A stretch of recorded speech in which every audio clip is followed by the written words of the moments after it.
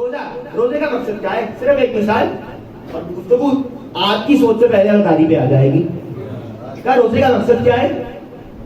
یا ایھا الذین آمنوا کتب علیکم الصیام کما کتب علی الذین من قبلکم لعلکم تتقون. سورہ مبارکہ بقرہ آیت کا نشان 183. فرمانے لگے روزے کا مقصد کیا ہے؟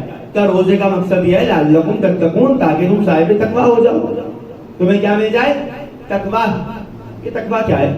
تقویٰ کا آسان معنی آپ کو دیکھے جا رہا ہوں، یاد کریے گا، دعا دیجیے گا. تو اللہ کی پرواہ کرنا، ہر جگہ سوچنا خدا دیکھ رہا ہے.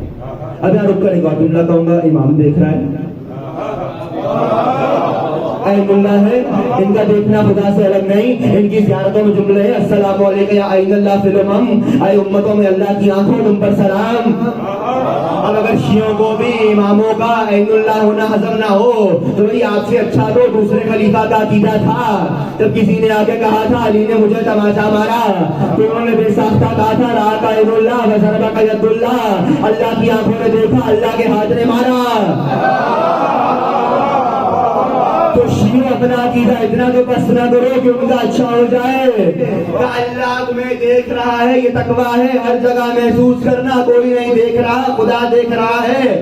اگر تم یہ بھی سوچ لو تمہارا امام تمہیں دیکھ رہا ہے تو اس امام کے رخ رونق پہ جو آنکھیں لگی ہیں وہ خدا ہی کی آنکھیں ہیں، اس کا لحاظ کرنا بھی تقویٰ ہے. دراصل امام ہی کی پرواہ کرنا تقویٰ ہے. بھائی روزے میں یہی تو ہوتا ہے، کوئی نہیں دیکھ رہا، کھا لیجیے پی لیجیے، اندر سے آواز آتی ہے کوئی نہیں دیکھ رہا وہ دیکھ رہا ہے. اسی لیے کہا روزے سے تقویٰ آ جاتا ہے. تقویٰ کیا ہے؟ خدا کی پرواہ کرنا، اور خدا ہی کی پرواہ خدا کی حجت کی پرواہ ہے. اگر آپ خدا کی حجت کی پرواہ کریں گے گویا آپ نے خدا کی. اس سے میں 3 دن بہت دلائل دے چکا کہ ان میں اور خدا تک آنے میں فرق نہیں. ان کا دنیا میں آنے کا مقصد یہ ہے کہ یہ بدن لے کے آئے، خوشبو لے کے آئے، ان کے بدن سے خوشبو آتی ہے تم سونگھ سکو. یہ بدن لے کے آئے تم دیکھ سکو، یہ بدن لے کے آئے تم چھو سکو. اسی لیے آئے تاکہ وہ پہچنوایا جا سکے جس کا بدن نہیں ہے، جو دیکھا نہیں جا سکتا، جو سنا نہیں جا سکتا، جو چھوا نہیں جا سکتا. تو اللہ نے یہ 14 ایسے بھیجے جن کو دیکھو بھی، سونگھو بھی، چھو بھی اور مجھے سمجھو. اب آج کے بعد دلائل نہیں دوں گا، بہت دلیلیں دے چکا. تم نے ایمان کی پرواہ کر لی، خدا کی پرواہ کر لی. خدا ہی کی پرواہ تقویٰ ہے، امام بھی کی پرواہ تقویٰ ہے. ہر جگہ سوچو تمہارا زمانے کا امام تمہیں دیکھ رہا ہے، تقویٰ مل جائے گا. اچھا تقویٰ ضروری کیوں ہے؟ چونکہ اگر تقویٰ نہیں ہوگا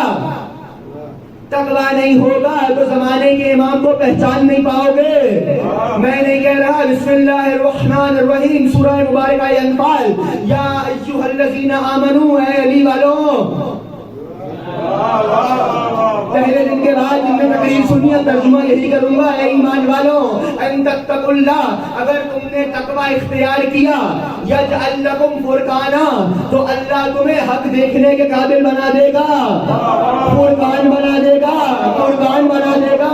فرقان کہتے ہیں حق کو باطل سے الگ کرنے والا. اگر تم نے تقویٰ اختیار کیا تم حق کو دیکھو گے. امام کا ظہور حق ہے، امام صاحب حق ہے، امام قاسم حق ہے. حق سے آئیں گے، حق لے کے آئیں گے، حق کو بانٹیں گے. اور حق کو دیکھنے کے لیے اللہ کہہ رہا ہے تقویٰ لازم ہے. ایمان کے درجے سے تقویٰ کو بلند رکھا. پورے قرآن کو جا کے پڑھیے، ایمان کا سوال پہلے ہوا، تقویٰ کا بعد میں ہوا. یا ایھا الذین آمنوا اتقوا اللہ، ایمان والوں تقویٰ اختیار کرو. ایمان پہلی منزل، ایمان وہ منزل ہے کہ جس سے حق کی چنگاری جلے گی سینہ دل میں.